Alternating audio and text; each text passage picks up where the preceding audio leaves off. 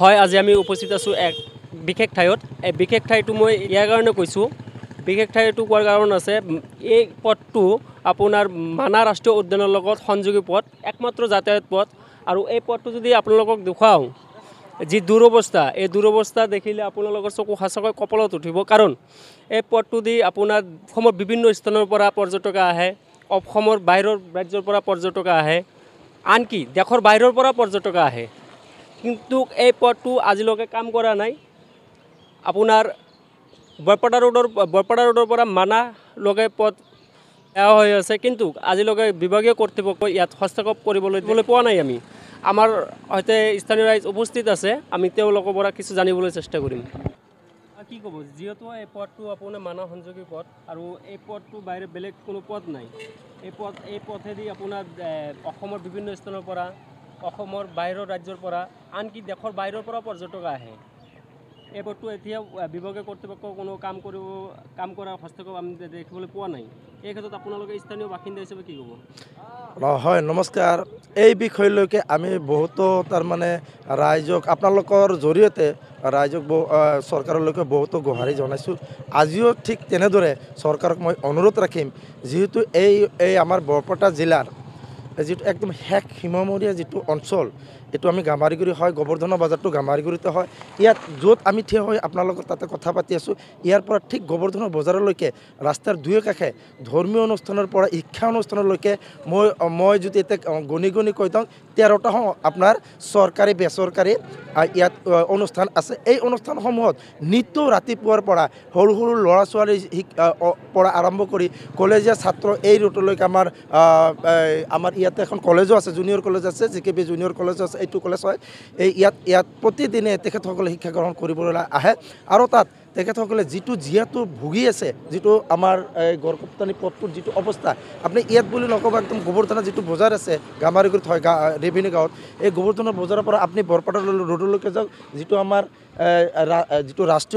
ৰাষ্ট্ৰীয় পথ, সেই ৰাষ্ট্ৰীয় পথৰ যিটো অৱস্থা, এই অৱস্থা একেবাৰে তাৰমানে খুব দুখ লগা, বেদনাদায়ক। এই কাৰণে দুখ লগা আৰু বেদনাদায়ক যে আমাৰ ইয়াৰ বৰপেটা ৰোডৰ পৰা 6 কিলোমিটাৰ, অৰ্থাৎ আমাৰ গোবৰ্ধনৰ বজাৰলৈকে 6 কিলোমিটাৰ, তাৰ পৰা হ'ল 9 কিলোমিটাৰ হ'ল মানাহ যিটো আমাৰ উদ্যান আছে, বিশ্ব ঐতিহ্য যিটো উদ্যান আছে, সেই উদ্যানলৈকে বিশ্বৰ বিভিন্ন প্ৰান্তৰ পৰা, বিভিন্ন ফৰেন কাণ্ট্ৰিৰ পৰা হ'লেও আমি দেখা পাওঁ ইয়াত গাড়ীত তেখেতসকলে এনেকৈ ঢুলি যাই থাকে। আৰু তেখেতসকলে কিছুমানে আপোনাৰ ইংৰাজীত কিছুমানে কি ধৰণৰ কিছুমান কথা তাৰমানে কৈ থাকে, আমি বুজি নাপাওঁ। যদি বুজি নাপাওঁ তথাপিতো এটা অনুমান কৰোঁ যে আমি লজ্জাবোধ কৰোঁ যে আমাৰ এইখন তাৰমানে এই ৰাস্তাটোৰ কাৰণে। সেইকাৰণে মই এই ক্ষেত্ৰত চৰকাৰলৈকে বিশেষভাৱে বিনম্ৰভাৱে অনুৰোধ ৰাখিম, অতি সোনকালে ক্ষীপ্ৰতাৰে আমাৰ বৰপেটা ৰোডৰ পৰা আৰম্ভ কৰি আমাৰ উত্তৰ অঞ্চললৈকে যিটো ৰাস্তাৰ যিটো গতি আছে, ইয়াত বৰপেটা ৰোডৰ পৰা 6 কিলোমিটাৰ আমাৰ এইখিনিলৈকে ৰাস্তা, এই 6 কিলোমিটাৰ মোটামুটি 4 কিলোমিটাৰ মই অনুৰোধ ৰাখিম আপোনালোকে এই পথেৰে আপোনালোকে কেমেৰা লৈ যাই থাকক। মোটামুটি 6 কিলোমিটাৰ 4 কিলোমিটাৰ ৰাস্তাই এনেধৰণৰ একদম খাল বোমাৰে ভৰি পৰি আছে, যাৰ ফলত আমাৰ যিটো আমাৰ ৰাষ্ট্ৰীয় উদ্যান আছে, এই উদ্যানলৈকে আমাৰ বিভিন্ন দেশৰ পৰা যিসকল সন্মানীয় পৰ্যটক আহি আমাৰ ইয়াত তেখেতসকলে আমাৰ এই মানাহৰ যিটো অৱৰ্ষত তেখেতসকলে নিয়াৰ কাৰণে চেষ্টা কৰে, তাৰ ফলস্বৰূপে আমাৰ এই দেশটোত অৰ্থনৈতিক হিচাপে তেখেতসকলে যিটো স্বাৱলম্বিতাৰ যিটো খোৰাক দিছে বা যিটো প্ৰেৰণা দিছে, তাৰ কাৰণে তেখেতসকলে আমি একো দিব পৰা, তেখেতসকলে আমাক টিচিং কৰি থাকে, ইটিকিং কৰি থাকে। মই নিশ্চয় ভাল পাইছোঁ যিটো অসম চৰকাৰে যিটো নতুনকৈ যিটো আঁচনি আনিছে, সেই আঁচনিটো মই ৰূপায়ণৰ কামনা কৰিছোঁ। তাৰ লগতে আমি জানিছোঁ যে নতুনকৈ আমাৰ পৰ্যটক যিজন মন্ত্ৰী তেখেতক এজনক দিছে বুলি জানিছোঁ। আৰু তেখেতৰ মই অনুৰোধ ৰাখিম, আমাৰ ইয়াৰ প্ৰাক্তন আমাৰ সৰ্বসমষ্টিৰ বিধায়ক তথা বৰ্তমানৰ কেবিনেট মন্ত্ৰী সন্মানীয় ৰঞ্জিত কুমাৰ দাস, তেখেতক মই অনুৰোধ ৰাখিম, এজন ইয়াত চলোৱা বাসিন্দা হিচাপে তেখেতৰ যিহেতু এইটো হোম তাৰমানে LAC হয়, তেখেতে নতুনকৈ ইয়াত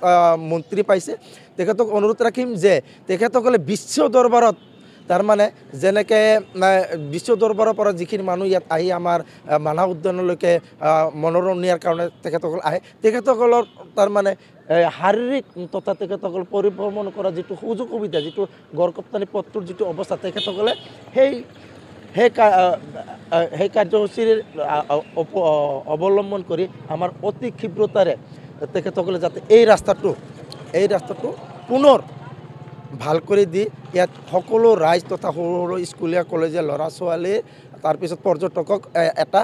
ভাল এটা তাৰ মানে সুস্থ পৰিৱেশ দিয়াৰ কাৰণে আপোনালোকৰ স্থানীয় বিধায়ক মনোৰঞ্জন তালুকদাৰ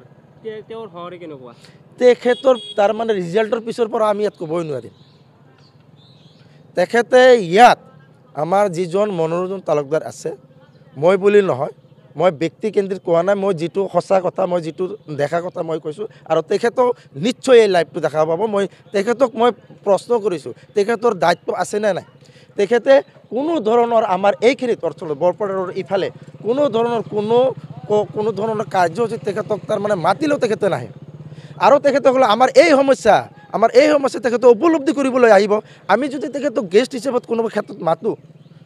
তেখেত নাহে তেখেতৰ মনোভাৱ বা কি তেখেতক মই আপোনালোকৰ জৰিয়তে অনুৰোধ ৰাখিম তেখেতৰ যিখিনি সময় আছে কাৰ্যকাল আছে তেখেতে আমাৰ এই ঠাইখিনি আহে তেখেতৰ চালি জাৰি চাই তেখেতে উপলব্ধি কৰক যে আমি কিটো অৱস্থাত আছোঁ আমাৰ এই দেশৰ